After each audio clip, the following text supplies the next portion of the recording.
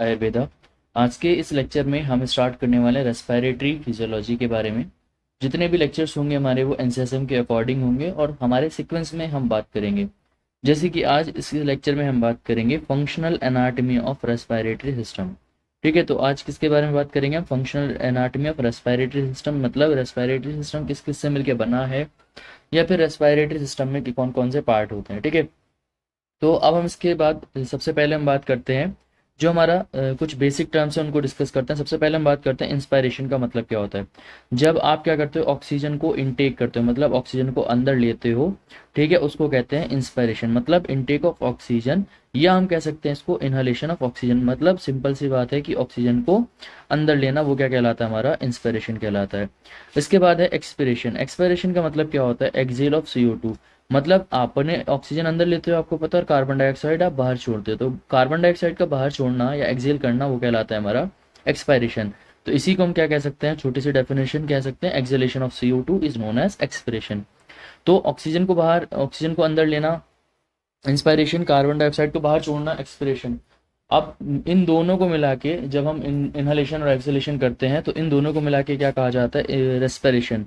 तो respiration basically क्या होता है? इनहलेशन प्लस एक्सलेशन, मतलब ऑक्सीजन का इनटेक करना और कार्बन डाइऑक्साइड का बाहर एक्सेल करना। तो इसी को दोनों जब हम कर रहे होते हैं प्रोसेस, मतलब इनहलेशन भी कर रहे होते हैं, एक्सलेशन भी कर रहे होते हैं, तो इसको कहा जाता है सिंपली हमारा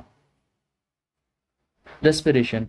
अब इसके बाद हम यहाँ से स्टार्ट करने वाले हैं function anatomy of respiratory system. मतलब जो हमारा रेस्पिरेटरी सिस्टम है बेसिकली वो किस किस से मिलके बना है। तो रेस्पिरेटरी सिस्टम में जो हम ह्यूमंस में होता है वो किसके थ्रू होता है? लंग्स के थ्रू होता है ना। एक्सचेंज ऑफ गैसेस किसके थ्रू होता है? लंग्स के थ्रू। एल्वियोलाई में होता है वो भी हम बात करेंगे, लेकिन मेनली क्या होता है? ऑक्सीजन लंग्स में जाती है और कार्बन डाइऑक्साइड लंग्स के थ्रू ही बाहर भेजी जाती है। ठीक है, ऑक्सीजन का एब्जॉर्प्शन होता है लंग्स से बाकी ब्लड वगैरह में, और ब्लड से कार्बन डाइऑक्साइड ऑक्सीजन जो है हमारी वो लंग्स में आती है और लंग्स से एटमॉस्फेयर में भेज दी जाती है।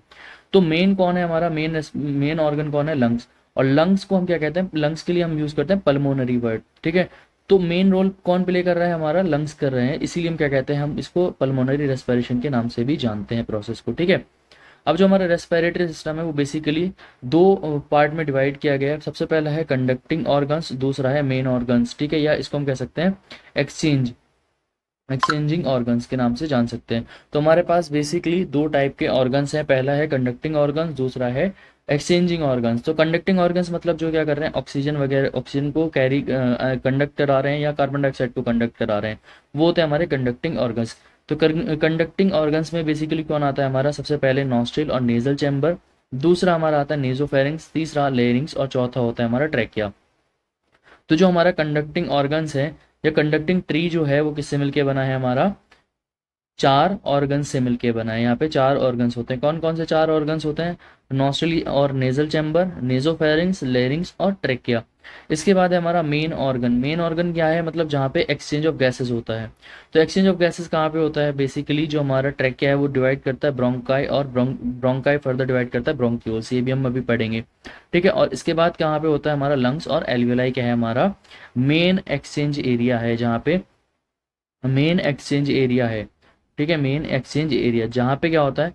एक्सचेंज ऑफ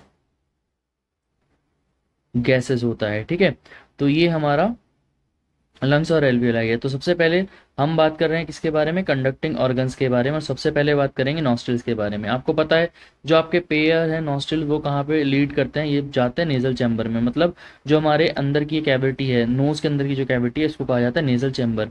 अब ये नेजल चैम्बर दो पार्ट में डिवाइड हो जाती है। ठीक है, एक लेफ्ट और एक राइट। और किससे डिवाइड करती है? कार्टिलेज से। तो देखो आपका ये जो नेजल चैम्बर है वो दो पार्ट में डिवाइड होता है, एक लेफ्ट साइड और एक राइट साइड में डिवाइड हो जाता है। ठीक है, इसके डिफरेंट डिफरेंट पार्ट होते हैं। पहला होता है वेस्टिबुलर पार्ट, रेस्पिरेटरी पार्ट और ऑल्फैक्टरी पार्ट। बाकी ये सब डिटेल में तो हम किसमें पढ़ते हैं? एनाटॉमी में। यहाँ पे हमें बिल्कुल बेसिक्स की बात करनी है, तो हम फिजियोलॉजी में बेसिक एनाटॉमी पढ़ रहे हैं इसकी।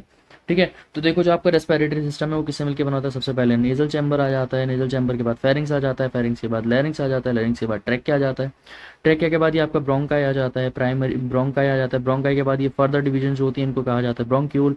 और इधर क्या होता है? बैग लाइक स्ट्रक्चर होते हैं जिनको हम क्या कहते हैं? एल्वियोलाई कहते हैं। ठीक है, तो अभी हम एक्सटर्नल जो हमारा ट्रांसपोर्ट एरिया है उसमें हमने क्या पढ़ा? नेजल चैम्बर पढ़ रहे हैं। नेजल चैम्बर के बाद क्या आता है? फेरिंग्स। ठीक है, तो फेरिंग्स बेसिकली जो हमारी नेजल कैविटी के सामने जो एरिया होता है, ये फेरिंग्स क्या होता है?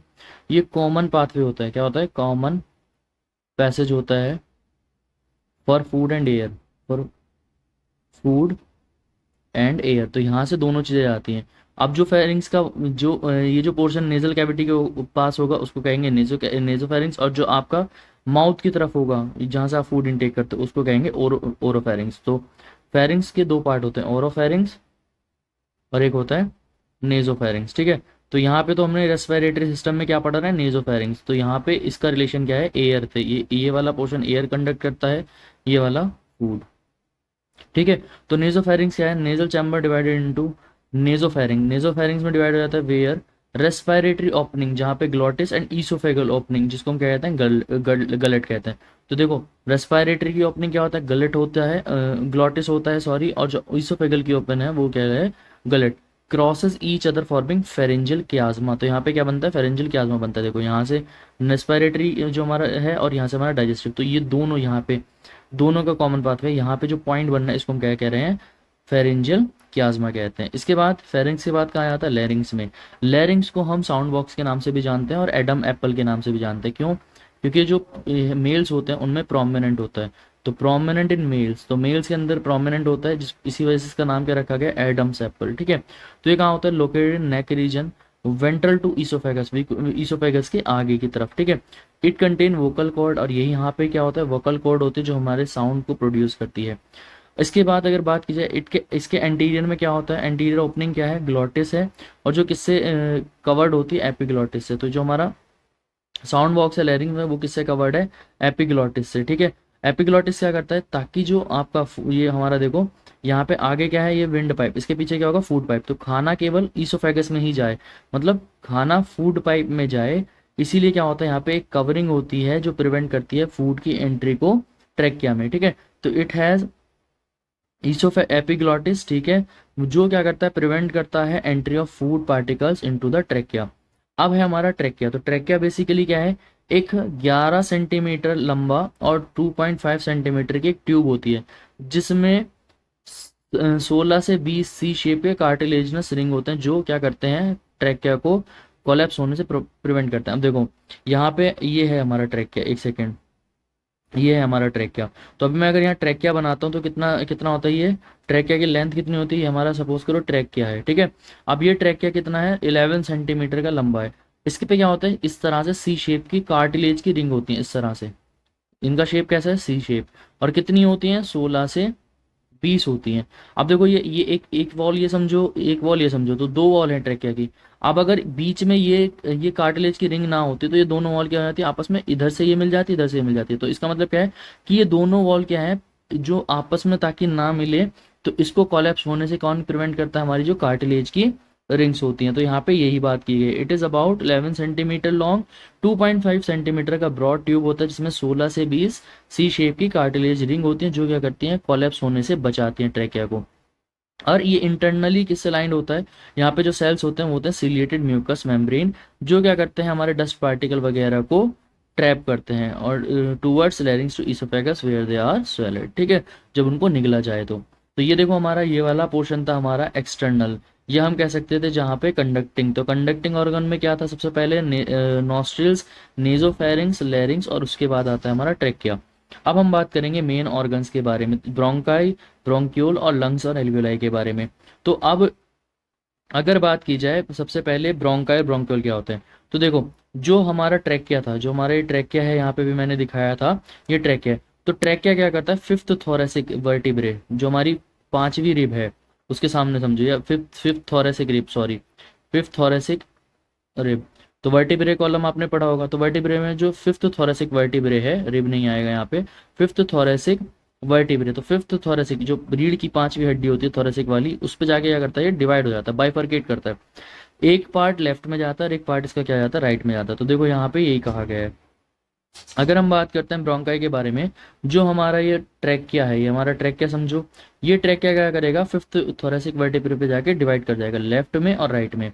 तो यहाँ पे एक आ गया, the distal end of trachea bifurcate into two bronchi, और टू ब्रोंकाई यानी कि एक राइट ब्रोंकाई, एक हमारी लेफ्ट ब्रोंकाई। अब जो ब्रोंकस होती हैं वो ये भी इन पे भी क्या होती है, कार्टिलेज की रिंग होती है, इस तरह से, जैसे हमारे ट्रैकिया पे थी ये कार्टिलेज रिंग, इन पे भी कार्टिलेज रिंग होती है।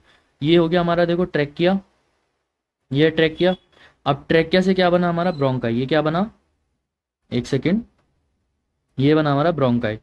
अब इस ब्रोंकाई से फर्दर ब्रांचेस निकलती हैं इस तरह से, इनको हम कहते हैं ब्रोंक्यूल। क्या कहा जाता है, ब्रोंक्यूल। तो ब्रोंकाई से क्या बनते हैं, फर्दर ब्रांचेस बनती है जिनको हम क्या कहते हैं, ब्रोंक्यूल्स कहते हैं।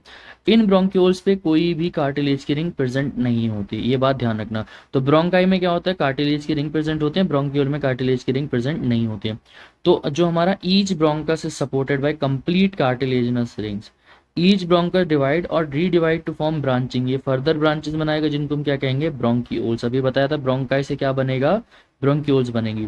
कार्टिलेजिनस रिंग ब्रोंक्यूल में एब्सेंट होती हैं, और जो ईच ब्रोंक्यूल है वो किस में डिवाइड कर जाता है, एल्वियोलर डक्ट। अब यहाँ से, अब देखो इसने बनाया ब्रोंक्यूल, अब ये ब्रोंक्यूल फर्दर बनाएंगी एल्वियोलर डक्ट, इस तरह से ये बनेंगी हमारी, ये है हमारी एल्वियोलर डक्ट।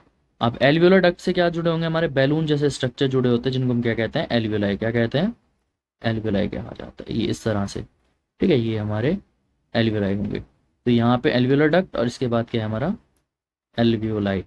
तो अब देखो इसमें क्या है, लंग्स विद एल्वियोलाई। तो जो हमारा एल्वियोलाई है बेसिकली ये क्या है, कॉनिकल होता है और ब्राउनिश कलर का, ठीक है, ब्राउनिश ग्रे कलर का इलास्टिक और स्पंजी ऑर्गन होता है। जैसे हमारा बैलून होता है इस तरह का समझो, लेकिन कलर कैसा है इसका, ब्राउनिश ग्रे। जो कहाँ पे लोकेटेड है, थोरेसिक कैविटी में, ठीक है, by the side of the heart. तो बीच में क्या आता है हमारा हार्ट, तो हार्ट के दोनों साइड क्या प्रेजेंट है, हमारा एल्वियोलाई है। अब हम बात करते हैं लंग्स के बारे में। तो लंग्स क्या किसके अंदर प्रोटेक्टेड होते हैं, रिब केज के अंदर प्रोटेक्टेड होते हैं। और जो हमारी रिब है उनके पास कौन सी मसल्स होती है, इंटरकॉस्टल मसल होती हैं, तो उसके अंदर ये प्रोटेक्टेड होते हैं। और नीचे की तरफ क्या होता है हमारा, एक मस्कुलर डायफ्राम होता है पोस्टीरियर साइड में। तो देखो मैं अगर लंग्स में यहाँ पे बताऊँ रफली एक डायग्राम बनाता हूँ, तो सपोज करो ये हमारा लंग है, ठीक है, इधर भी हमारा लंग है। तो इस लंग्स पे क्या है हमारा, ये लंग्स किस में है, इस तरह से हमारी रिब्स हैं, ये हमारी रिब्स हैं, तो रिब्स के अंदर प्रोटेक्टेड है इस तरह से, ये हमारी रिब्स हैं, तो रिब्स के अंदर प्रोटेक्टेड है। और नीचे क्या है, जो एब्डोमेन कैविटी है, जो हमारा स्टमक वगैरह उसको डिवाइड करती है एक पतली सी मेम्ब्रेन, जिसको हम क्या कहते हैं, डायफ्राम कहते हैं। क्या कहते हैं, डायफ्राम। तो किसके अंदर है, रिब्स के अंदर और डायफ्राम। अब ये जो रिब्स हैं, जो हमारी पसलियां हैं, इन रिब्स पे क्या होती है, मसल्स होती हैं इधर ऊपर, ये पसलियां आपस में मसल्स की तरह के हेल्प से जुड़ी होती हैं, ठीक है। अब ये जो मसल होती है इसको कहते हैं इंटरकॉस्टल मसल। क्या कहते हैं, इंटरकॉस्टल मसल्स। क्या कहते हैं, इंटरकॉस्टल मसल्स। तो ये बात यहाँ पे कही गई। तो इंटरकॉस्टल मसल्स बाहर आ गई, उसके अंदर हमारे लंग्स और रिब्स हो गया, और नीचे की तरफ क्या है हमारा डायफ्राम। इससे ये प्रोटेक्ट रहते हैं हमारे लंग्स।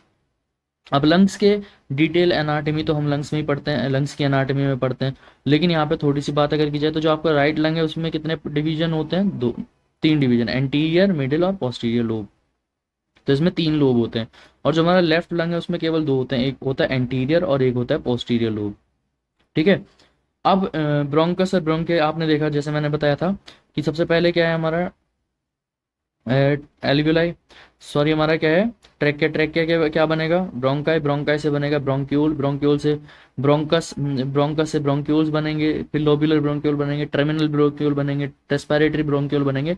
उसके बाद ये जो ब्रोंक्यूल थे वो क्या बना लेंगे, हमारे एल्वियोलर डक्ट बना लेंगे। ये बीच का आप यहाँ पे स्किप कर सकते हो, उतना याद रखने की जरूरत नहीं है। तो ब्रोंकस से क्या बनता है, ब्रोंक्यूल बनता है। ब्रोंक्यूल से क्या बनती है, हमारी एल्वियोलर डक्ट। और एल्वियोलर डक्ट क्या करती हैं, ये हमारे एल्वियोलाई को कंटेन करती हैं। अब मेन है हमारा एल्वियोलाई या एल्वियोलर सैक। तो अभी मैंने बताया था कैसे होते हैं, स्पंजी होते हैं। तो ये क्या है, spongy nature of lung is due to alveolar और एयर सैक। तो जो हमारे लंग्स हैं वो ये लंग्स को भी कैसा स्पॉन्जी नेचर प्रोवाइड करते हैं। अब एक लंग के अंदर अराउंड 30 मिलियन ये अरे प्रेजेंट होते हैं, जैसे बंच ऑफ ग्रेप्स होता है इस तरह से। 30 मिलियन मतलब 3 करोड़ के अराउंड, ठीक है। तो 3 करोड़ के अराउंड क्या होते हैं, एक लंग के अंदर इस तरह के बैग लाइक स्ट्रक्चर होते हैं जिनको हम क्या कहते हैं, एल्वियोलाई कहते हैं। द वॉल ऑफ एल्वियोलाई कैसी होती है, जो इनकी वॉल होती है बहुत ज़्यादा थिन होती है, और किससे मिलकर बनी होती है, केवल एक सेल की लेयर ही होती है, ठीक है। जितने हमारे एक सेल की लेयर है ना, ये इतनी थिन लेयर होती है। Alveoli are surrounded by fine network of capillaries. अब देखो यहाँ पे क्या है, जो हमारा ये हमारा सपोज करो यहाँ पे, अभी मैंने दिखाया एल्वियोलाई। अब इन एल्वियोलाई के आस पास ही होती है हमारी कैपिलरी, ब्लड कैपिलरीज, ठीक है, यहाँ पे, ताकि जो हमारा कार्बन डाइऑक्साइड है वो यहाँ जा सके लंग्स में, और लंग्स से बाहर की तरफ जा सके, और जो एल्वियोलाई है उससे ऑक्सीजन अंदर की तरफ आ सके। तो यहाँ पे क्या होते हैं, कैपिलरीज होती हैं जिनके अंदर ब्लड फ्लो हो रहा होता है, ठीक है। अब इसी ब्लड का एक्सचेंज यहीं पे होता है। तो इसमें क्या है कि वॉल ऑफ एल्विलाई कैसी होती है, थिन और वन लेयर होती हैं। तो एल्विलाई किससे है, हमारी कैपिलरी से, ताकि क्या हो जाए यहाँ पे exchange of gases carbon dioxide और ऑक्सीजन के बीच में हो सके। अब देखो इसमें जो आती है लंग्स के अंदर आर्टरी आती है, पल्मोनरी आर्टरी, जो कैसा लाती है, डीऑक्सीजनेटेड ब्लड लाती है हमारा, कहाँ से, right ventricle of the heart, ये ना आपको पता है। डीऑक्सीजनेटेड ब्लड कहाँ आता है, राइट साइड में आता है हार्ट में, तो पल्मोनरी आर्टरी लेके आती है। अब इसी पल्मोनरी आर्टरी थे, देखो पल्मोनरी आर्टरी कैसा लाइट, डीऑक्सीजनेट, तो कार्बन डाइऑक्साइड कहाँ भेज दी जाएगी, लंग्स में, और इससे अब इसी लंग से ऑक्सीजन कौन ले लेगी, हमारी पल्मोनरी वेन। तो पल्मोनरी वेन क्या करेगी, ऑक्सीजन को लेगी और लेने के बाद क्या करेगी, उसको कैरी कराएगी हमारे left auricle to the heart, है ना, तो हार्ट में ले जाती है। अब हार्ट से क्या करता है, जो ऑक्सीजनेटेड ब्लड है वो पूरी बॉडी में एओर्टा के थ्रू भेज दिया जाता है, ये आपको पता होगा, है ना। अब इसके बाद हम बात करते हैं inflation and deflation of the lung ensure that regular exchange of gas. अब देखो लंग्स का कभी अंदर होना कभी बाहर होना है, तो वो क्या दर्शाता है कि वहाँ पे प्रॉपर तरीके से गैसेस का एक्सचेंज हो रहा है एल्वियोलाई और हमारे एक्सटर्नल एयर के बीच में। This is dependent upon the arrangement of the pleura. ये किस पे डिपेंड करता है, प्लूरा का अरेंजमेंट क्या है, the contraction and relaxation of muscles of respiratory and the elastic connective tissue. अब देखो ये किस पे डिपेंड करता है, कॉन्ट्रैक्शन और रिलैक्सेशन पे भी डिपेंड करता है, रेस्पिरेटरी की मसल्स पे भी डिपेंड करता है और इलास्टिक टिश्यूज पे भी डिपेंड करता है। तो ये सारी चीज़ें हम कहाँ पे पढ़ेंगे, कौन कौन सी मसल्स रेस्पिरेशन में हेल्प करती हैं, आने वाले लेक्चर्स में हम बात करेंगे। तो ये था आज का हमारा लेक्चर जिसमें हमने एनाटॉमी पढ़ा, functional anatomy of respiratory system. Next lecture में हम बात करेंगे वेंटिलेशन और उसके टाइप्स के बारे में। आई होप लेक्चर पसंद आया होगा, मिलते हैं नेक्स्ट वीडियो में, तब तक के लिए गुड बाय।